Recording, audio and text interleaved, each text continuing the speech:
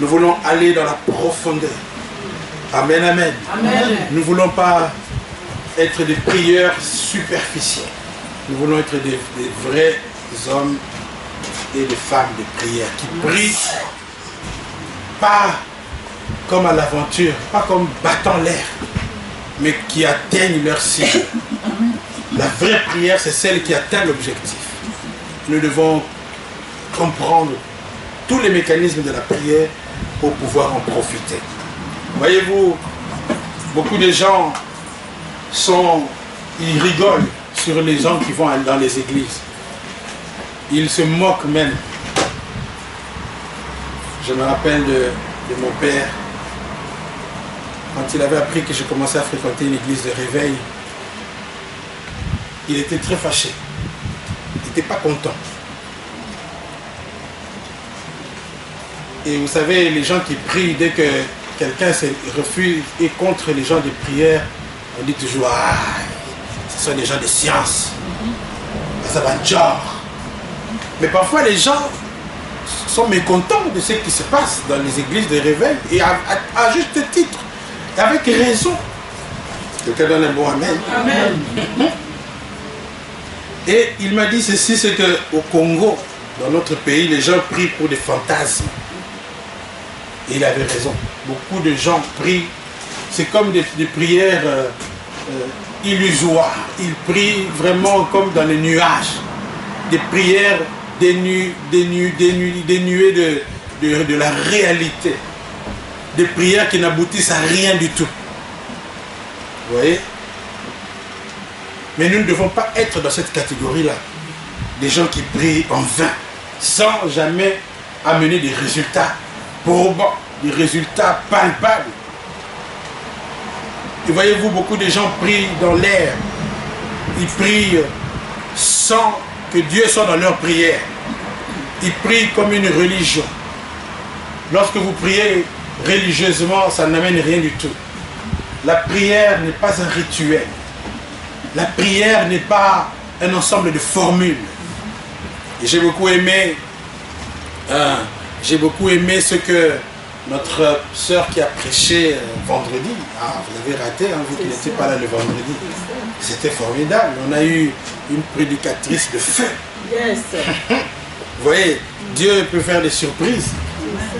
Quand vous pensez qu'il n'y a que le dimanche où Dieu agit, vous vous trompez. Même les vendredis, il y a l'onction qui coule dans ce monde. Nous avons eu notre sœur Sandrine qui nous a prêché vendredi. Ah, c'était formidable. Hein, vous voyez, Dieu a des cartouches multiples. C'était la sœur Sandrine qui a prêché. Et elle a très bien prêché. Elle a prêché sur la prière. Et elle a aussi touché d'autres aspects que j'ai beaucoup aimés. Elle a dit que dans notre prière, nous devons rechercher premièrement le royaume des cieux. Nous ne devons pas, dans notre prière, on ne doit pas se focaliser seulement sur des bénédictions. On doit prier pour le royaume. Et lorsque notre prière est focalisée sur Dieu lui-même, le reste lui-même, il va le faire, même sans qu'on lui ait demandé.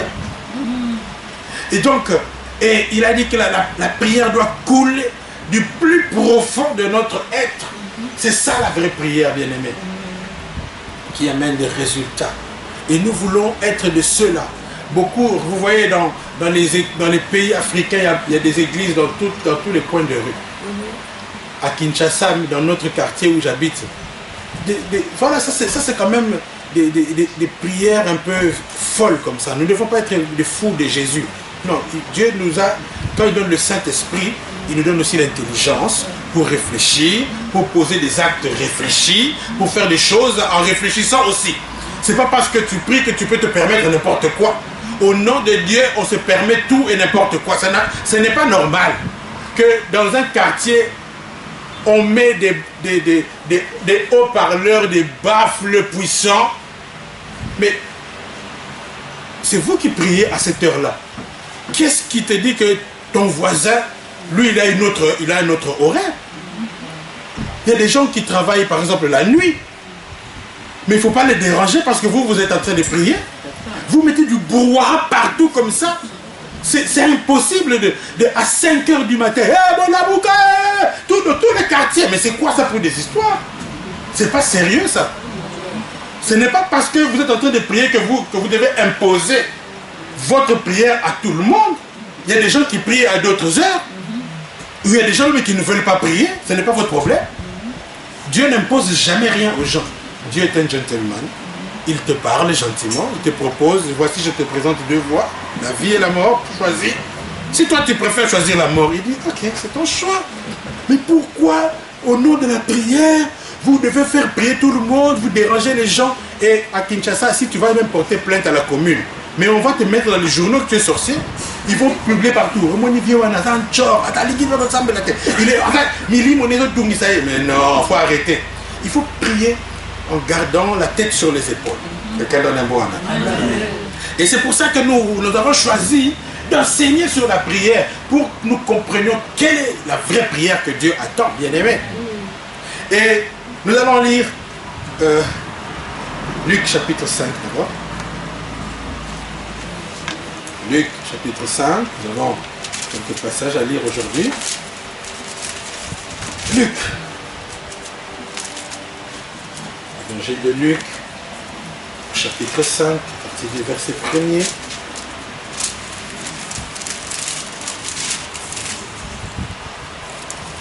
Il fait chaud aujourd'hui. Hein? Profitons-en parce que bientôt l'hiver rude va se déclencher. Et ça va être difficile à gérer. Luc chapitre 5, la Bible dit, comme la foule se pressait autour de lui pour entendre la parole de Dieu, et qu'il se trouvait auprès du lac de Génézareth, il vit au bord du lac deux petites barques d'où les pêcheurs étaient descendus pour laver leurs filets. Il monta dans l'une de ces barques qui était à Simon, et il lui demanda de s'éloigner un peu de terre. Puis il s'assit, et de la barque, il enseignait les foules. Lorsqu'il eut cessé de parler, il dit à Simon, avance en eau profonde et jetez vos filets pour pêcher.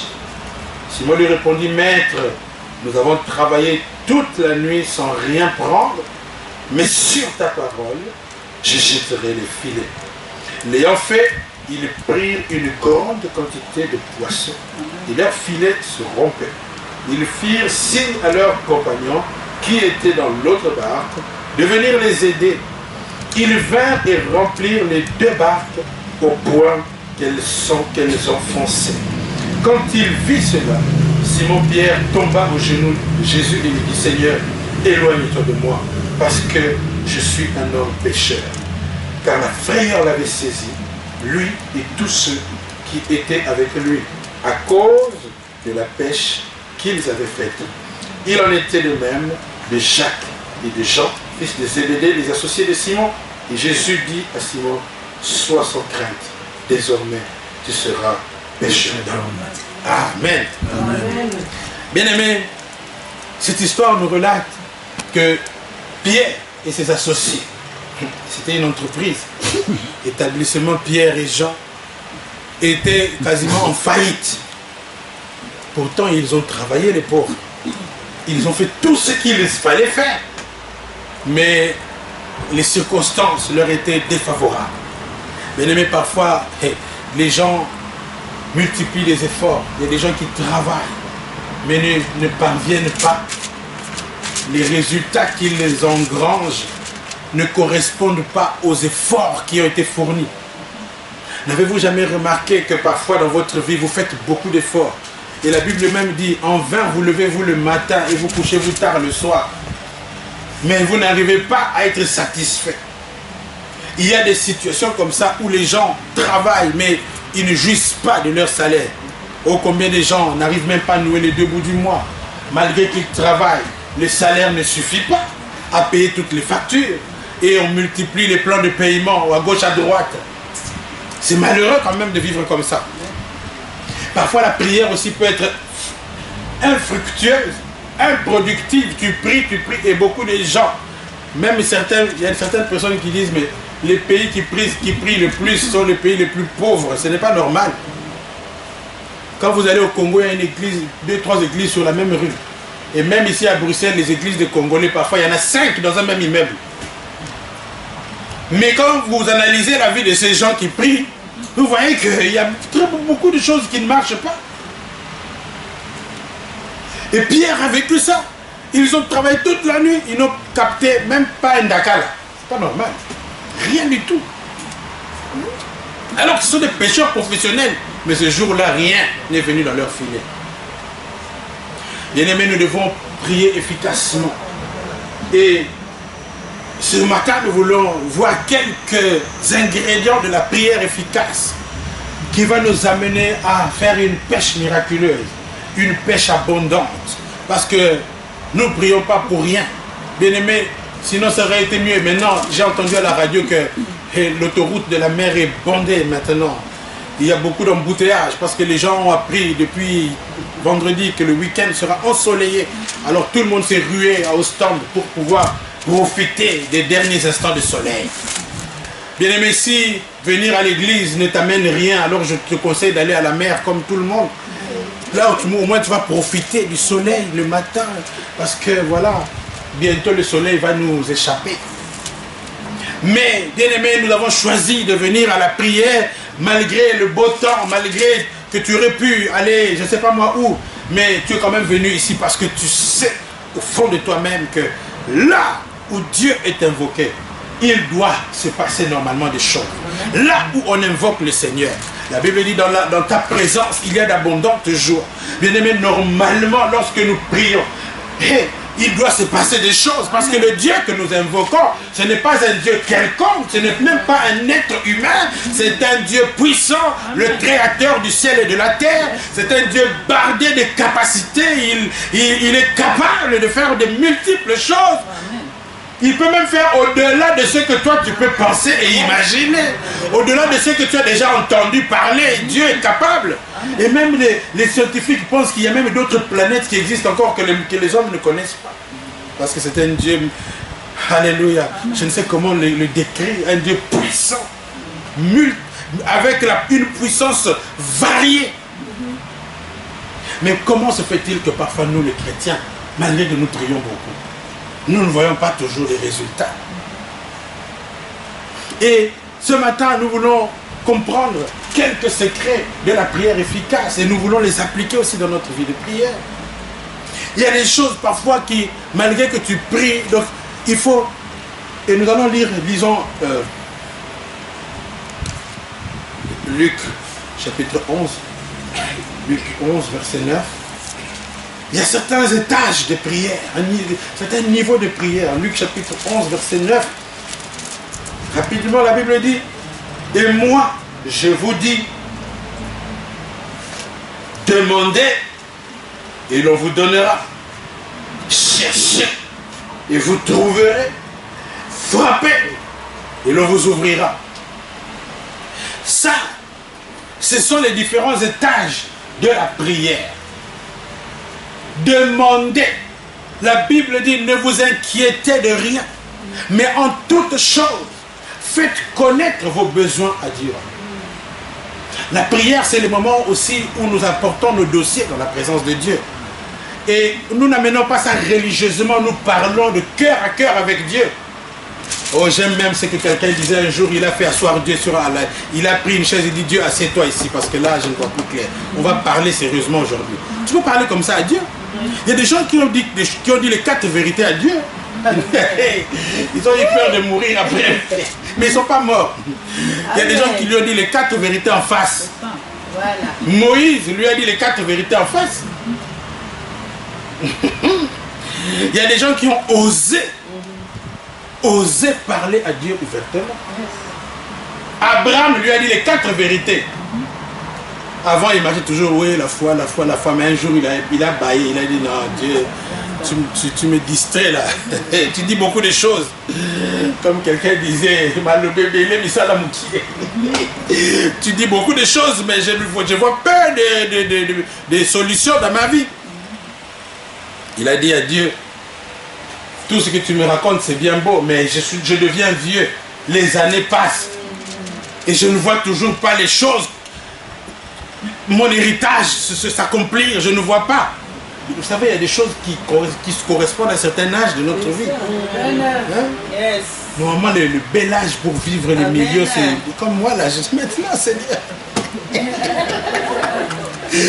Quand même, si j'ai des millions maintenant, ça c'est quand même juteux et sucré. Si je suis millionnaire à 80 ans, c'est pas terrible. Ce sont mes cocos qui vont profiter. Quand le fils de Guy André va venir, je lui donne, bon, prends 200 000 €. Mais moi-même là, je n'en jouis plus. Parce que là, j'ai déjà, c'est expiré. C'est maintenant. Abraham a dit, Dieu, je suis en train de vieillir. Et c'est Eliezer de Damas qui va profiter de tout mon argent là. Où est le Isaac que tu m'as promis? Il a dit ouvertement à Dieu. Parfois on a peur de Dieu, il peut nous frapper. Mais il faut dire ouvertement de Dieu, ça ne va pas. À mon âge, normalement, je devrais être marié. Hein? Comment tu me racontes beaucoup de choses, mais j'ai entendu trop de publicité sur toi, maintenant je veux voir. Tu dois dire à Dieu. Face à face, tu lui dis non, Dieu, j'en ai marre de lire des versets de la Bible. Je veux que les versets sortent de la Bible et viennent chez moi. Tu dois parler. Tu dois oser. C'est ça la prière, c'est le cœur à cœur avec Dieu. Demandez et il vous sera donné. Il faut oser parler avec Dieu. Dieu est une personne. Parfois, nous avons une image d'un Dieu lointain, caché dans un nuage, qu'on nous présentait comme ça au catéchisme dans l'église catholique. On nous montrait un papa barbu avec une barbe blanche, caché derrière un nuage. Ça, c'est un Dieu trop lointain. Mais le Dieu que je suis venu vous prêcher ce matin, c'est celui qui habite dans votre cœur, qui est avec vous tous les jours jusqu'à la fin des temps. Donc, tu peux lui parler. Tu peux prendre une chaise et dire, Dieu, assieds-toi ici et nous allons parler de ma vie parce que je tourne en rond. Je prie, mais je ne vois rien. Qu'est-ce qui se passe? Montre, dis-moi, c'est quoi le problème? Alléluia. Demandez, il vous sera donné. Tu dois dire à Dieu, à mon âge, je dois me marier, Seigneur. Mais pourquoi? Il y a des gens qui ne prient même pas. Il y a des gens qui ont dit à Dieu, même Jérémie, il a boudé Dieu à un moment donné. Il a dit, mais Dieu, qu'est-ce qui se passe? Les gens qui font le mal, ils sont toujours en bonne santé. Ils sont bien. Tout leur réussit. Et moi là qui te sers, tu m'envoies va prêcher à gauche, à droite. Je n'ai que des misères et des misères. Finalement. Alors qu'est-ce qu'on doit faire? Peut-être qu'on doit tous aller devenir païens. Allons tous maintenant à Matongué boire et s'enivrer. Comme ça, c'est... Et pourquoi eux qui font le mal, aucun malheur ne leur arrive, Seigneur? J'aime la réponse de Dieu. Vous savez, Dieu est toujours plus intelligent que nous. Parfois, on a l'impression que Dieu peut être mis dos contre le mur. Jamais. Dieu ne le met jamais dos contre le mur. Il sait toujours s'en sortir. Même si apparemment, il fait rien. Mais quand il va te parler, c'est toi qui seras dans la confusion. Vous voyez Job aussi. À boudé, il croyait qu'il avait raison, il a commencé à murmurer contre Dieu, mais finalement, je perds mes enfants, je perds mes entreprises, je perds tout, finalement, pourtant, je crains ton nom, je me sanctifie, je fais tout, mais il a commencé à dire beaucoup de choses. Quand Dieu a commencé à lui parler, il avait envie de s'enterrer. Il a dit, tu as vu l'hippopotame là, tu as vu sa puissance, c'est moi. Alléluia. Amen. Dieu est toujours Dieu. Il a répondu, dans le psaume, il a dit, n'envie pas le sort des méchants. Ne t'irrite pas contre les méchants. Ne t'irrite pas contre les méchants. Il est vite fauché. De toutes les façons. Même si le méchant prospère, même si aucun malheur ne lui arrive, il y a une chose principale qui lui manque. La présence de Dieu. Elle suffit à tout. La Bible dit, ma grâce te suffit. Même dans l'état où tu es, tu peux t'en sortir avec la grâce de Dieu. Dieu dit, ma grâce te suffit. Parce que tu peux vivre le bonheur même au milieu de la pauvreté. C'est ça Dieu. Tu peux vivre la paix de Dieu même dans la fournaise ardente. Des tourments, mais tu es quand même en paix. Et Dieu, dans son amour, dans sa fidélité, il finit toujours par t'amener dans la victoire. Amen. Alors, même si apparemment momentanément, les méchants ont l'air de te dépasser. Mais le temps de Dieu va sonner pour ta vie. Amen. Et la bénédiction de l'Éternel enrichit véritablement. Amen. Celle que Dieu va te donner, même si elle prend les escaliers, ce n'est pas trop grave. Même si les bénédictions chez les païens prennent l'ascenseur à grande TGV. Mais toi, ça vient lentement. Mais quand ça va venir, Dieu va te rendre capable d'en profiter et d'en jouir. Parce qu'il est Dieu. Il peut même faire une prolongation pour que tu puisses expérimenter les promesses de Dieu. Mais les méchants, leur fin est toujours mauvaise.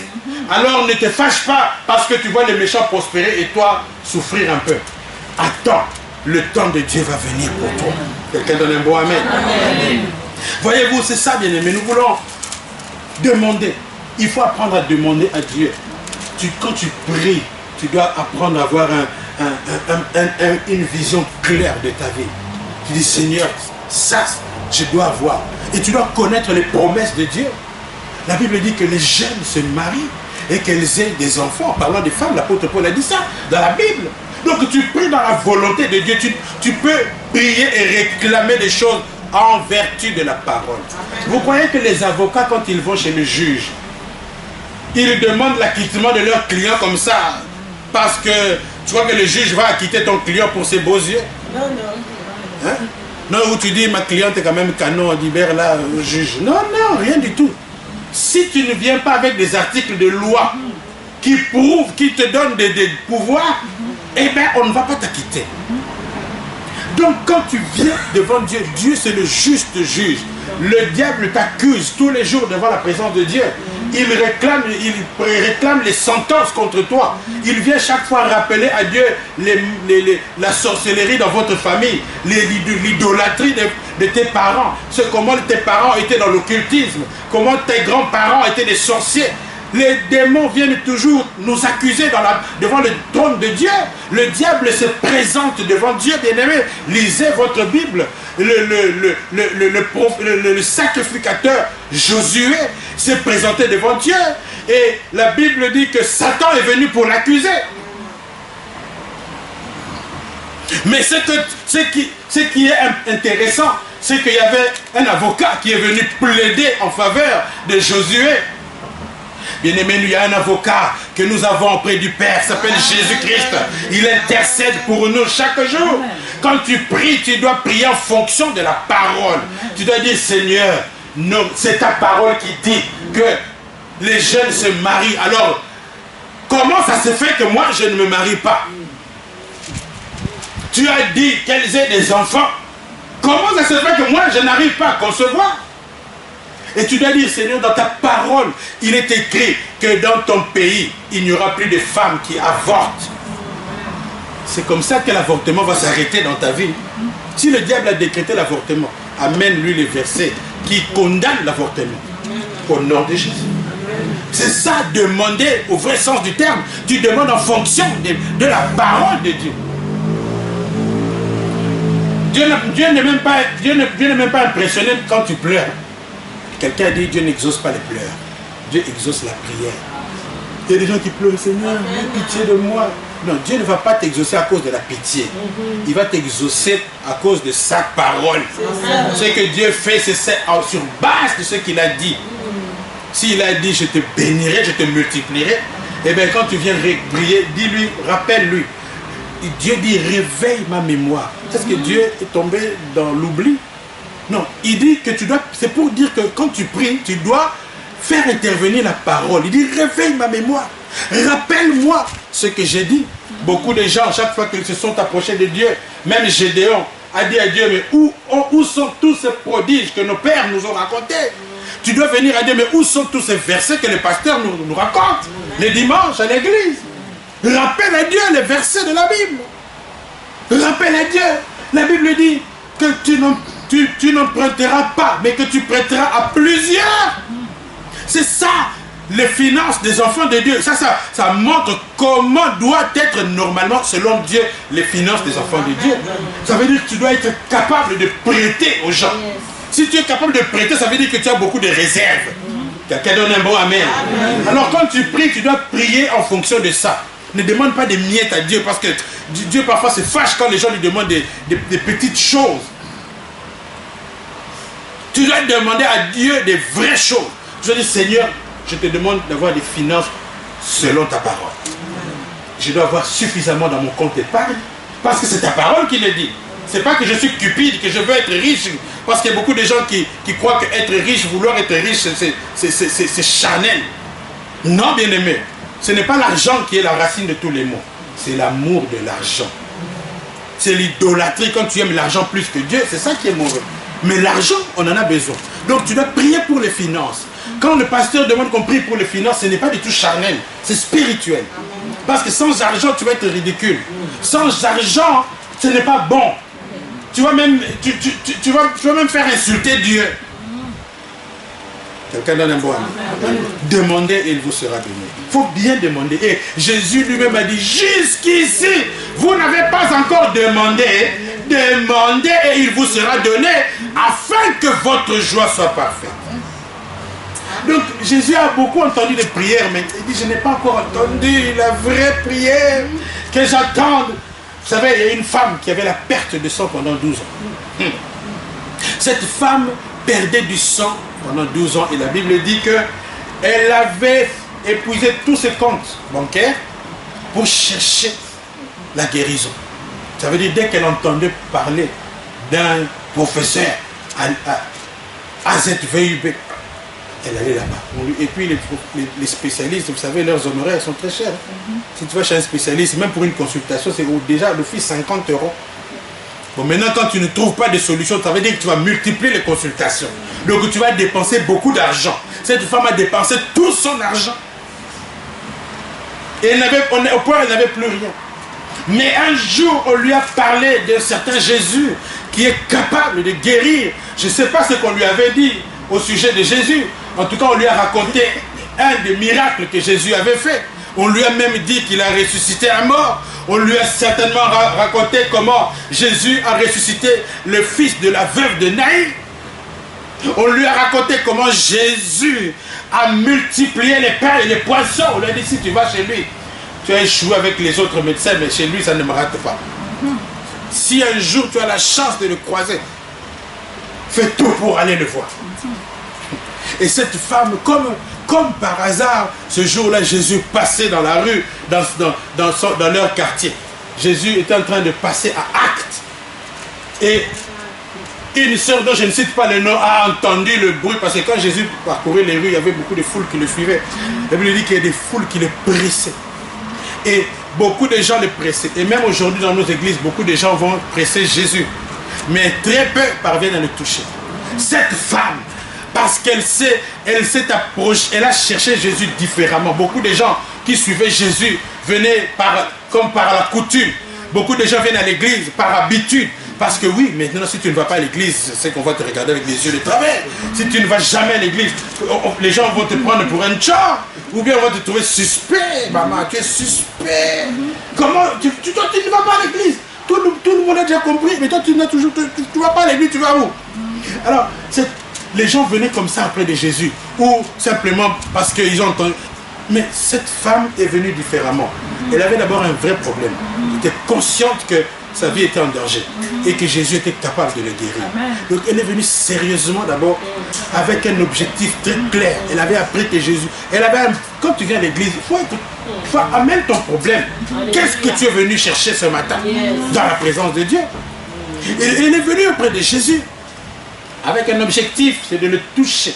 Et elle se disait, la Bible dit que pendant qu'elle allait chercher Jésus, d'abord elle était déjà faible, parce qu'une femme qui a perdu beaucoup de sang pendant 12 ans, elle n'a pas beaucoup d'énergie. Parce que quand quelqu'un n'a plus assez de sang, quand quelqu'un n'a plus assez de fer dans son sang, il est faible et il n'est pas fort. Alors cette femme a rassemblé le peu de force qu'elle pouvait encore trouver dans son corps. Bien-aimé, il y a des moments, même si tu es fatigué, si tu sais vraiment que c'est Jésus qui est ta solution, rassemble ton énergie, va à l'église quand même. Même si tu as beaucoup de problèmes, tu es découragé, mais si tu sais au fond de toi que c'est Jésus-là peut changer ta situation, alors prends courage, lève-toi et cherche, va auprès de Jésus. Cette femme a rassemblé tout son courage, toute son énergie, elle est allée, elle avait un objectif clair dans sa tête. Et la Bible dit qu'elle se disait en elle-même, si seulement je pouvais toucher le pan de sa robe, je serais guéri. Donc cette femme d'abord a été convaincue qu'en Jésus-Christ, il y avait la puissance de résurrection, il y avait la puissance de guérison. Est-ce que quand tu viens à l'église, est-ce que tu sais que quelle est la capacité de Dieu pour tes problèmes? Est-ce que tu es consciente que le Dieu que tu viens adorer, c'est un Dieu miraculeux? Il peut multiplier, même au sortir de ce culte, il peut pourvoir à tous tes besoins. Il y a des gens, quand ils prient, ils s'attendent à une réponse dans 1 mois ou dans 2 ans. Non, mais Dieu n'est pas comme ça. Dieu peut te répondre instantanément, bien-aimé. Même à la fin de ce culte, peut-être que tu te dis, ah, mais pour que j'ai l'argent pour payer cette facture, bon, peut-être la semaine prochaine. Hein. Mais qu'est-ce que tu en sais? Même avant la fin de ce culte, quelqu'un peut venir te trouver. Ma soeur, je sens dans mon cœur que je dois te donner une telle enveloppe. Et quand tu vas compter, c'est exactement l'argent dont tu avais besoin. Quelqu'un donne un beau amen. C'est comme ça que Dieu peut faire. Cette femme partait avec cet esprit-là. Que si seulement je peux toucher. Elle n'a même pas demandé beaucoup. Ça, c'est une grande foi. Il y a beaucoup de gens, quand ils viennent chez le pasteur pour la prière, ils veulent que le pasteur fasse beaucoup de tralala. Et il y a beaucoup de chrétiens qui, avec un esprit féticheur, ils aiment les pasteurs qui font beaucoup de tralala dans les prières, beaucoup de cinéma, beaucoup de gesticulations. J'ai vu une fois un serviteur de Dieu, dont je ne cite pas le nom, et qui faisait des choses, et pour faire des délivrances, il te tient au cou comme ça, et dit, je suis en train de faire sortir. Oh papa, ça ne se passe pas comme ça. Et puis tu touches mon cou comme ça, tu fais mal. Le pour sortir tous les démons, il fait comme ça. Arrêtez de mentir aux gens. Dieu dit, au nom de Jésus seulement, même au téléphone, sans voir, à 8000 km, le nom de Jésus est capable. Il n'a pas fait beaucoup de gestes. Cette femme avait compris que l'onction ne se trouve pas dans les gestes. L'onction ne se trouve pas dans beaucoup de tralala. Elle a dit, si seulement je pouvais toucher. Bien aimé, quand tu viens à l'église, je ne sais pas, dis-toi, même en me couchant par terre, là, Dieu peut me toucher. Même si le pasteur ne me touche pas, ce n'est pas... La main de Dieu est capable de me toucher. Quelqu'un s'est fâché dans la Bible parce qu'il est allé chez le prophète Élisée, on lui a dit, va chez le prophète, là-bas il va te guérir. Et il espérait que le prophète va venir, il va agiter je ne sais pas quoi. Ça c'est l'esprit féticheur. Nous les Africains là, on était trop habitués avec les fétiches. Quand tu vas chez les Nganga, il prend une robe rouge, il fait des cinémas, il fait des gestes, et puis voilà, il te dit, bon, et tout ça. Alors on est habitué avec ça et on veut aussi que les pasteurs fassent comme ça. Quand tu es chez les pasteurs, il faut qu'il étende ses mains, il faut qu'il te fasse beaucoup de tralala, qu'il te donne de l'eau à boire, et je ne sais pas qu'est-ce qu'il faut que tu veux que le pasteur te donne. Mais ce n'est pas ça qui fait quelque chose, bien aimé. Cette femme, elle, se disait, moi, je ne veux même pas qu'il m'impose les mots. Donc cette femme n'a même pas demandé la permission à Jésus. Elle dit, moi-même, je vais aller le toucher. Parce que je sais que dès que je vais le toucher, une puissance va sortir de lui. Il va guérir moi malade. Mais tu sais que quand tu pries, tu dois chercher à toucher. Donc la prière, la vraie prière qui amène les résultats, c'est la prière qui parvient à toucher. Dis à ton voisin, toucher. Il faut toucher Dieu quand tu pries, bien-aimé. Cherche à toucher seulement. Pourquoi la prière ne rapporte rien? Parce que nous ne touchons pas. Tu balbuties des mots, Seigneur, tu cries même, tu cries. Parfois on crie même. Je me rappelle de quelqu'un. J'étais dans une église il y a quelques années. Ces frères-là, je m'étais converti, mais quand ils commencent à prier, ils vous interdisent de prier. Il hurlait, ça ce n'était pas. Il hurlait, il priait tellement fort que si tu es à côté de lui, tu es perdu. Tu commences à répéter ces mots parce que il priait trop fort. Et ce qui était marrant, c'est que tout le monde connaissait ses problèmes. Tellement il priait. Il priait pour sa fiancée, qui était au Congo, qui n'arrivait pas à avoir de visa. Donc on était tous au courant de ses petits problèmes. Alors les gens commençaient à rigoler sur ses prières. Ça s'appelait Fina. Quand il commençait, Seigneur Fina, mais tout, Fina partout.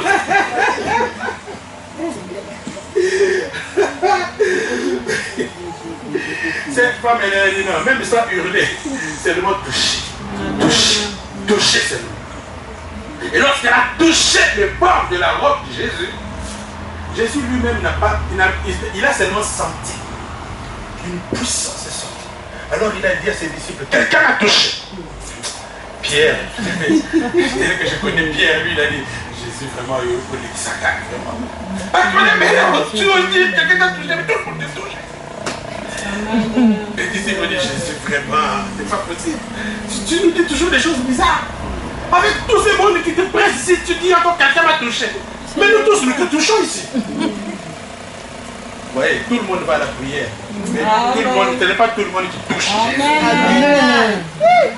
Jésus a dit non, quelqu'un m'a touché. Quelqu'un m'a touché. Pierre a dit, comment quelqu'un t'a touché? Voyez-vous, quelqu'un l'avait touché avec détermination. Quelqu'un l'avait touché avec foi, avec assurance, avec une soif, une attente. Quand tu pries, tu dois prier avec la soif. Je dis, si quelqu'un a soif, qu'il vienne et qu'il boive. Quand tu viens dans la prière et que tu as soif de Dieu, et que tu as soif de voir son intervention, et que tu as soif de voir sa puissance se déclencher dans ta vie, alors Dieu dit que les robinets seront ouverts pour toi. Amen. C'est ça la vraie prière. Nous devons prier, venir dans la maison de Dieu. Quand tu viens dans la maison de Dieu, il y a beaucoup de gens qui viennent à l'église avec beaucoup de distractions. Tu es distrait, tu es à l'église, mais ton esprit est ailleurs. Il y en a même qui viennent pendant le culte, ils mettent des solos. Mais quand est-ce que tu vas toucher Jésus vraiment? Quand est-ce que tu vas toucher? Il y a des gens quand ils viennent au culte, ils regardent comment la sœur est habillée. Cette sœur, elle est mal habillée. Mais finalement, tu rates la puissance de Dieu. À quoi ça te regarde? Où est ton problème? Tu commences à contrôler les cheveux des gens, elle est mal coiffée, ton rouge à lèvres, il y a une guanzou. Mais non, arrête cette distraction-là. Concentre-toi. Quand tu pries, quelqu'un donne un bon amen. Sois concentré. Dans le psaume 27, verset 8, vous direz c'est cela chez vous à la maison. La Bible dit, mon cœur dit de ta part, cherche ma face. Mon cœur dit de ta part, cherche ma face. Voyez-vous dans le texte que nous avons lu, Pierre avait échoué toute la nuit. Et quand Jésus est arrivé, ce texte veut dire que parfois beaucoup de gens échouent dans leur vie. Mais quand Jésus va débarquer dans ta vie, tu vas commencer à réussir. Amen. Dis un bon amen. Amen, amen. Si tu avais échoué avant, avec les prières des ancêtres, mais avec les prières de Jésus, tu vas réussir. C'est ça que ça veut dire. Si tu avais échoué avant, avec tes propres efforts, maintenant donne-toi à Jésus et tu vas réussir. Amen. Alléluia. Amen. Jésus a débarqué là où il y avait l'échec. Et il a dit premièrement à Pierre, éloigne-toi un peu de terre. Éloigne-toi un peu de terre. Avance en eau profonde. Avance en eau profonde. Et après il lui dit là, jetez le fil. Il a dit éloigne-toi de terre. Et puis il a d'abord commencé à prêcher la parole. Il a dit prête-moi ta barque. Et il s'est mis là. Il a commencé à enseigner. Vous voyez, parfois Jésus peut paraître un peu dur et méchant. Quelqu'un qui n'est pas compatissant. Ce monsieur a travaillé toute la nuit. Cette femme s'est battue pendant plusieurs années sans jamais atteindre le bonheur. Et quand Jésus arrive, au lieu de l'aider directement, il lui dit d'abord, donne-moi d'abord ta barque. Et Pierre a obéi. Il a donné la barque. Et Jésus a commencé à enseigner. Bien aimé, quand tu veux avant que le miracle ne s'accomplisse, donne d'abord ta barque à Jésus. Donne ta vie à Jésus. Amen, amen. Donne ton cœur à Jésus. Donne-lui de la place. Laisse-le t'enseigner. Écoute la parole. Cherche, lis la Bible. Et après l'enseignement, Jésus lui a dit, éloigne-toi de terre. Bien-aimé, la vraie prière, un ingrédient majeur qui amène le résultat de notre prière, c'est la concentration. Concentration. Il y a des niveaux de prière qui demandent la concentration. Ça, c'est le deuxième étage. Cherchez et vous trouverez. Amen, amen. Il y a des moments où il faut chercher. Chercher. Et le psalmiste dit, mon cœur dit de ta part, cherche ma face. Beaucoup de gens ont cherché la face de Dieu quand ils avaient des problèmes sérieux. Le roi David, après la famine de 3 ans, il n'avait pas trouvé de solution. La Bible dit qu'il chercha la face de l'Éternel. Le roi Josaphat, lorsqu'il s'était senti en danger, la Bible dit qu'il appliqua son cœur à rechercher l'Éternel. Bien-aimé, parfois, les choses qui peuvent nous pousser à chercher. Chercher, ça veut dire prendre plus de temps que d'habitude. Quelqu'un donne un beau amen. Chercher suppose que on ne veut plus prier naturellement, on se déconnecte des choses habituelles, même des choses légitimes. Il y a parfois, quand quelqu'un cherche la face de Dieu, il peut s'enfermer dans sa chambre. Il dit, je ne sors pas du matin jusqu'au soir. Et je ne réponds pas au téléphone. Pourquoi? Parce que tu as besoin d'une concentration supérieure. Parfois, le brouhaha de la vie de tous les jours nous empêche d'atteindre, de toucher Dieu dans notre prière. N'avez-vous jamais remarqué que parfois, pendant que tu es en train de prier, à un moment donné, tu commences même à dire des choses qui n'ont pas beaucoup de sens, parce que tes pensées sont ailleurs. N'avez-vous jamais remarqué que parfois, au moment où tu commences à prier, on te téléphone, distraction, et toi aussi tu réponds. Ça te casse déjà dans ton élan. Parfois, pour que tu reprennes encore, il faut peut-être encore 30 minutes pour que tu retrouves ta vitesse de croisière dans la prière. La distraction, ça va t'empêcher de toucher. Le brouhaha, ça t'empêche de toucher. Et quand tu veux chercher, que tu veux trouver Dieu, tu dois te déconnecter. C'est ça, éloigne-toi un peu de terre. Éloigne-toi de certaines habitudes. Parfois, tu peux déclencher un jeûne où tu vas prier plus que d'habitude. Ça veut dire que, généralement, on prie le matin, quand on se réveille. Enfin, encore, si on prie le matin. Si je commence à faire l'interrogatoire pour comptabiliser les prières dans ta vie, si je demande même qui a prié ce matin avant de venir, je suis sûr qu'il y aura des gens qui vont dire, moi, je n'ai pas prié. Bon, je ne pose pas la question. Tu pries le matin et puis tu vas encore prier peut-être avant de dormir, n'est-ce pas? Mais quand tu te mets à jeûner, ça veut dire que tu vas prier plus que d'habitude. Tu vas prier le matin, tu vas prier à midi, au moment où tu devrais manger. C'est ça le jeûne. Ça veut dire que à la place de manger, tu remplaces la prière. Si tu jeûnes et que tu ne pries pas, c'est comme si quelqu'un qui fait la grève de la faim. Vous savez, il y a beaucoup de gens qui jeûnent en Afrique. Ils jeûnent forcés. Ils ne mangent pas, mais ce n'est pas parce qu'il a décidé de jeûner et de prier. Non, c'est parce qu'il n'y a pas. Vous voyez, tu n'es pas très différent de ces gens-là. Mais toi, quand tu jeûnes, tu dois remplacer les moments de manger. Jeûner, c'est se priver de nourriture. Alors, tu dois remplacer la nourriture. Parce que la Bible dit, il dit, comment Jésus dit déjà? Il dit, tu ne vivras pas seulement de pain, mais aussi de toute parole qui sort de la bouche de Dieu. L'homme ne vivra pas seulement de pain. Quelqu'un donne un bon amen. Amen. Donc tu rejettes la nourriture, tu t'éloignes de la nourriture pour que tu sois plus concentré. Pourquoi? Parce que quand tu es en jeûne, tu ne manges pas. N'avez-vous pas remarqué que les désirs du monde nous quittent aussi? Pendant le jeûne, très peu de choses te disent. Le premier jour, c'est dur, n'est-ce pas? Tu luttes, tu as envie de manger, tu vois les macayabou là, pétillants avec les oignons, surtout quand tu jeûnes, tu vas voir, le diable va tout faire pour que tu passes toujours là où on est en train de cuire le poulet. Je me rappelle un jour, on avait fait la première fois que j'avais jeûné, jeûne de 3 jours. Et puis le troisième jour, je passe devant le quick. Le diable te dit, hamburger, marque chick, je sais pas quoi là, chicken, big bacon. Et je n'ai pas compris comment j'ai été aspiré. Je me suis retrouvé en train de dévorer le big bacon.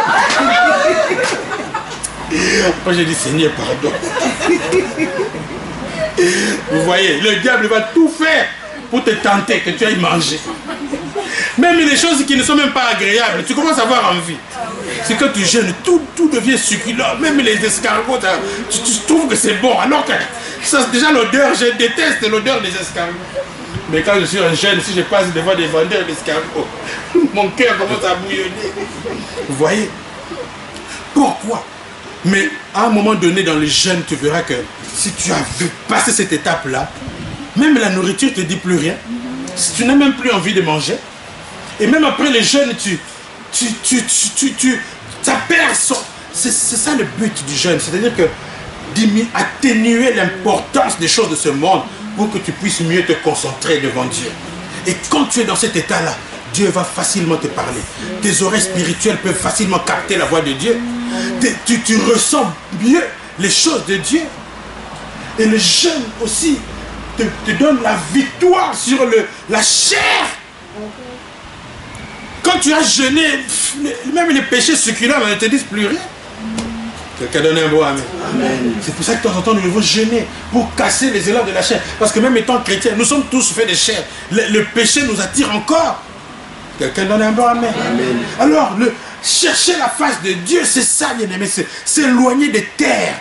Pour chercher Dieu, ça veut dire que tu t'enfermes dans ta chambre et tu pries. Il y a des moments comme ça, nous allons organiser des journées de prière.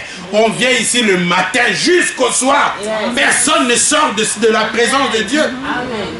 Ce n'est pas mauvais, tu ne mourras pas. Je me rappelle quand on était encore dans le monde, on passait des nuits entières en boîte de nuit. Parfois même on sortait à 10 heures.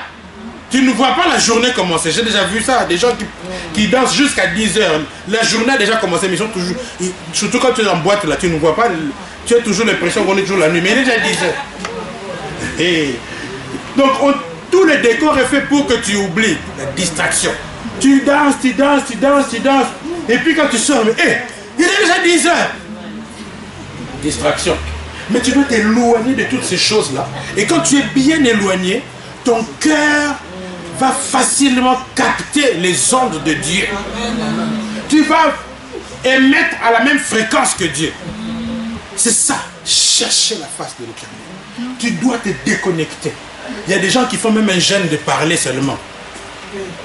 Tu ne parles pas. Tu lui dis bonjour. Pourquoi? Parce que la bouche, là, ça nous distrait beaucoup. Quand tu vas commencer à taper les massolos, là,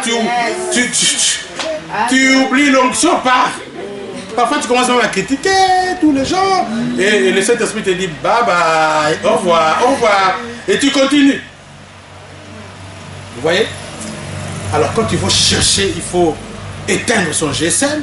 Quand tu viens à l'église, éteins ton GSM.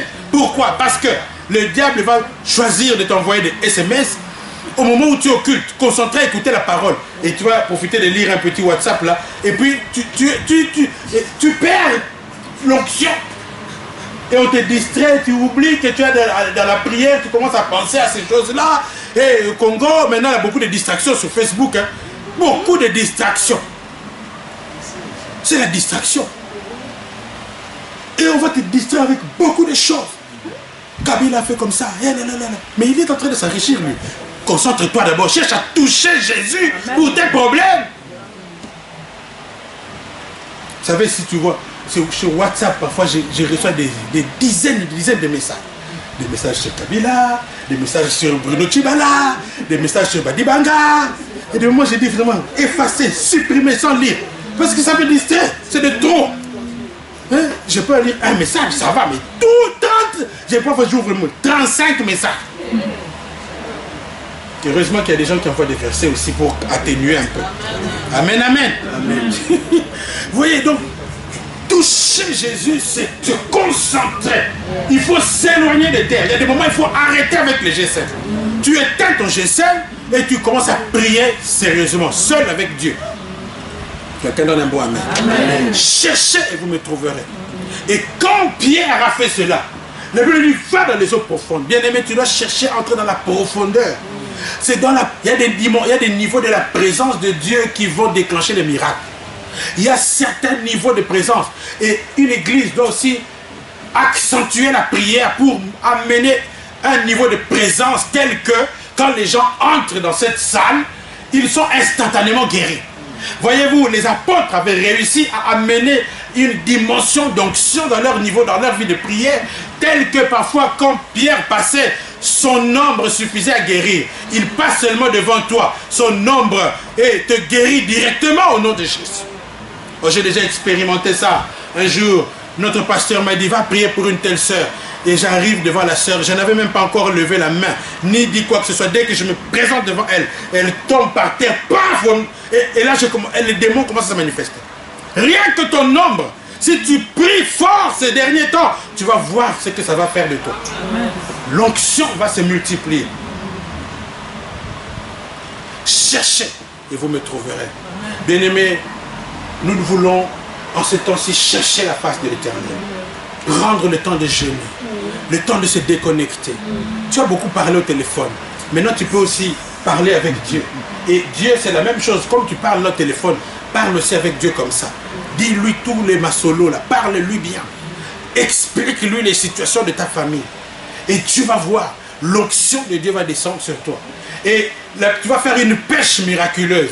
Et Pierre, lorsqu'il a avancé en eau, et il a dit, ok, ça fait... On a travaillé toute la nuit, mais on n'a pas trouvé. Mais sur ta parole, je vais jeter les filets. Il dit, comme c'est toi qui dis, tu dois jeter les filets parfois après avoir atteint un certain niveau de prière. Et quand tu vas jeter les filets, cette fois-là, ça va marcher.